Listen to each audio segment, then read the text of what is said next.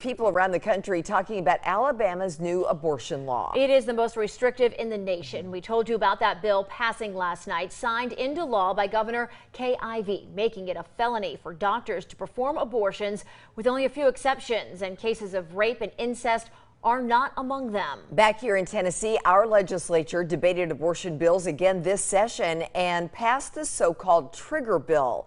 We want to know how they compare and what your neighbors are saying about this issue. Our top story tonight from WATE 6 on your side reporter Blake Stevens. Blake is in the studio with us. So Blake, walk us through these two measures. Yeah, well, that Tennessee bill you guys were talking about, it basically says if the Supreme Court overturns Roe v. Wade, then most abortions in our state would become illegal. It would be allowed in a medical emergency. Alabama's law bans doctors from performing abortions unless it's for the mother's health or a lethal problem with a fetus in the womb.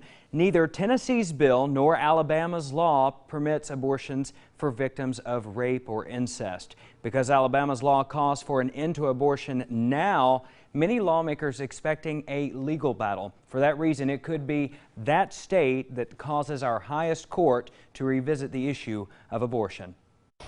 For local preacher Jeremy Weekly, abortion isn't a legal debate, it's a fight for children. It's why he hopes to see the Supreme Court decision allowing abortions overturned. Elective abortions they're not something that God is pleased with because He's the creator of life, and He is the one that has created this life, and He expects us to consider it to be precious, to consider it to be special. Jax Fox volunteers for Planned Parenthood and believes so strongly in a woman's right to choose, she even made this for a recent art show, aiming to show you never know a person's circumstances. I believe a lot of people fall much more in the middle than being extremely pro-choice or extremely pro-life.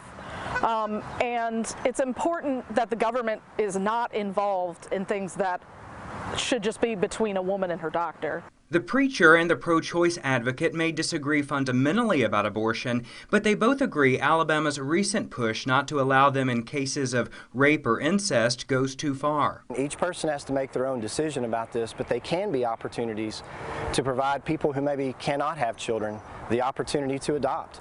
I can't imagine being a scared 14-year-old girl who has been raped by a family member and is told that that child is precious when family has already betrayed her. State Representative Gloria Johnson believes the move is an attack on women as a whole. When you give a violent rapist the right to choose the mother of his child, and you don't give the victim of a violent rapist the right to choose whether she has her rapist babies, we are going down a horrible, horrible path. It's a debate she believes won't stop at the state line. If that passes in Alabama, trust me, they'll have it in Tennessee next year. In Knoxville, Blake Stevens, WATE 6 on your side.